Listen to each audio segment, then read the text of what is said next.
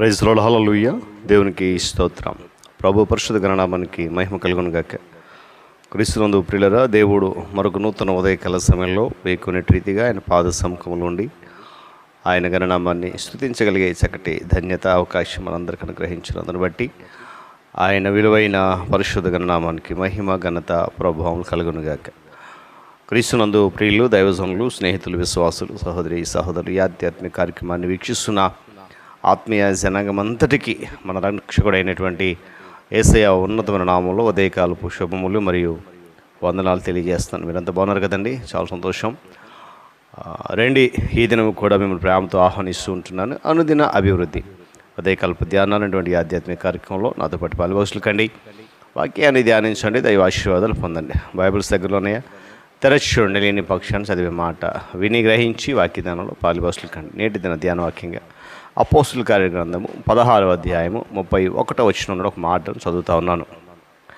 ప్రభు అయిన యేసునందు విశ్వాసముంచుము, అప్పుడు నీవును నీ ఇంటి వారును రక్షణ పొందుదురు. దేవుడు తన పరిశుద్ధ లేఖన మాట మన కొరకు దీవించునుగాక. తలలోంచి కన్ను మూసుకుంటే ప్రార్థన చేసుకుందాం. ప్రేమ కలిగి తండ్రి, వందనాలు. తిరిగి మరొక నూతన ఉదయకాల సమయంలో కొన్ని రీతిగా నీ పాద సముఖంలో ఉండి మీ నామాన్ని స్తుతించి ఆరాధించి కనపరిచే చక్కటి ధన్యత, విలువైన అవకాశం మాకు ఇచ్చినందుకు స్తోత్రాలు. నీ కృప యొక్క నాయన రెక్కల చాటున దాచి బలపరుస్తూ ప్రాముఖ్యంగా ఈ ఆధ్యాత్మిక కార్యక్రమంలో పాలుభాగస్తులమై మిమ్మల్ని స్తుతించడానికి ఈ ఆధ్యాత్మిక కార్యక్రమం మీ ఆత్మ ద్వారా జరిగిస్తూ విజయాన్ని ఇస్తున్నందుకు స్తుతులు చెల్లిస్తున్నాం. ఈ దినం కూడా నీ చేత నడిపించి బలపరిచి ఘనత మహిమ మీరు పొందండి. యేసు నామమున అడుగుతున్నాను తండ్రి, ఆమేన్. చాలా సంతోషం పిల్లరా, చదివినటువంటి మాట మనందరికీ చాలా సుపరిచితమైంది.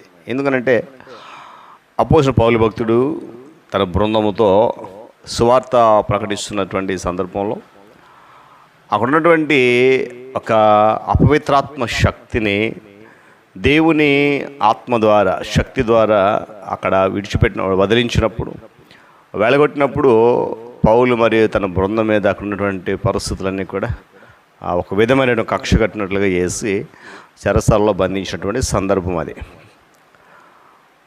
పునరుద్ధానుడైనటువంటి యేసుక్రీస్తు ప్రభు అని రక్షకుడిని ప్రకటించడం వల్లనే సౌలు మరి శీలలు ఆ చెరసాలలో బంధించబడ్డారు. మిగిలినటువంటి ఖైదీలకు భిన్నంగా ఇద్దరు ఖైదీలు అన్నిటికీ సిద్ధంగా ఉన్నారు. వారు శ్రమలతోనూ స్తుతులతోనూ ప్రార్థనతోనూ ఎదుర్కోవడం జరిగింది. గమనించాలి పిల్లరా, వారు కీర్తనలు తోటి ఖైదీలకు హృదయాలను కదిలించావో లేదో మనకు ఖచ్చితంగా తెలియదు, కానీ వారి యొక్క స్తుతులు మాత్రం రోమా సైన్యపు సామ్రాజ్యాన్ని కదిలినట్టు చూస్తున్నాం. అక్కడ మాట, అకస్మాత్తుగా భూకంపం కలిగింది, చెరసాల పునాదులు అదిరిపోయాయి, తలుపులన్నీ కూడా తెరుచుకున్నాయి, అందరి బంధకాలు ఏమయ్యాయంటే ఊడిపోయాయి. గమనించలేదే కలసములు పిల్లరా. ఏమండి, ఎప్పుడైతే ఇవన్నీ కూడా ఫిలిప్పీ చెరసాల నాయకుడు అయినటువంటి వారిని తన మోకాళ్ళ మీద ఉంచినట్లుగా చేయడం జరిగింది. హల్లెలూయా చెప్దాం. పిల్లలు గమనించండి, అతడు వణుకూచి వచ్చేసాడు పౌలు దగ్గరికి, శీలల దగ్గరికి వచ్చే సాగిలు పడిపోయాడు. అయ్యలారా, రక్షణ పొందడానికి నేనేం చేయాలి? ఏమండి పిల్లలు, బహుశా జవాబు ఏమై ఉండాలని మనం ఊహించగలం. పౌలు చెప్పిన మాటలు, రక్షణ పొందుటకు మీద ఏమండి 7 మెట్లు, ఇలా రకరకాల 7 ఇలాంటి మాటలు చెప్పలేదు. ప్రసంగం పౌలు మొదలు పెట్టలే. పాపపు ఒప్పుకోలను గూర్చి దీర్ఘ ప్రార్థన కంఠస్థం వలించమని చెప్పలేదు పౌలు చెరసాల నాయకునికి. అతడు ఆశకుని ప్రాణమునకు ఒకే ఒక వాక్యంతో జవాబు ఇచ్చాడు. ఒకవేళ ప్రియులరా, దేవుడు చెరసాల నాయకునికి జవాబు చెప్పవలసి ఉన్నట్లయితే ఇదే మాట చెప్పి ఉండేవాడని మనము ఊహించగలగాలి. ఏమనలేదు, ప్రభు అయిన యేసునందు విశ్వాసం ఉంచు. ఏమన్నాడంటే, యేసునందు విశ్వాసం ఉంచు, రక్షణ పొందుతారు మీ అందరూ.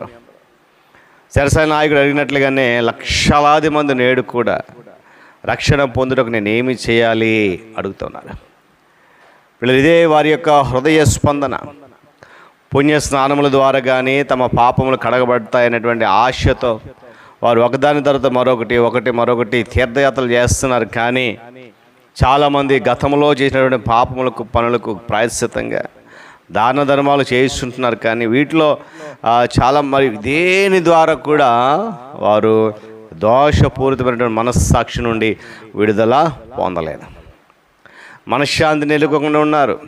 ఒకే ఒక మార్గం ఉన్నది, అదే ప్రభువైన అయిన యేసునందు విశ్వాసం ఉంచాలి. ఈ మాట నేటి చాలామంది ప్రజలు వింటున్నారు, కానీ ఆయన విశ్వాసం ఉంచుతున్నారు, కానీ బహిరంగంగా బయటకు వచ్చి ఆయనను స్తుతించలేని పరిస్థితుల్లో నేటి సమాజం కనపడతా ఉంది. భయం, వారు అనుకున్నటువంటి రకరకాల శక్తులు, రకరకాల ఇబ్బందులు, రకరకాల పరిస్థితులు వారిని యేసే ప్రభు అని వారిని బహిరంగంగా నోటితో ఒప్పుకోవడానికి ధైర్యాన్ని ఇవ్వట్లేని విషయాన్ని గమనించాలి.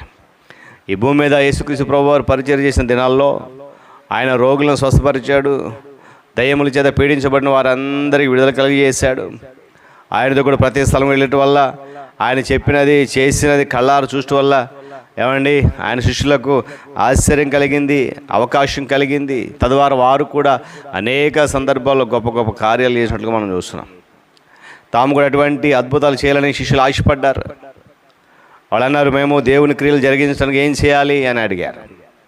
పిల్లలు గమని అద్భుతాలు ఎలా చేయాలో, దాని క్రియలు ఏంటో, దాని పద్ధతులు ఏంటో మొదలగినవి ఆయన బోధిస్తాడని చెప్పి వారు ఆశించి ఉండొచ్చు. కానీ ఆయన వారు నిరాశపరచుచు ఏమన్నా తెలుసా, ఆయన పంపిన వాని యందు మీరు విశ్వాసం ఉంచటమే దేవుని క్రియ అని చెప్పాడు.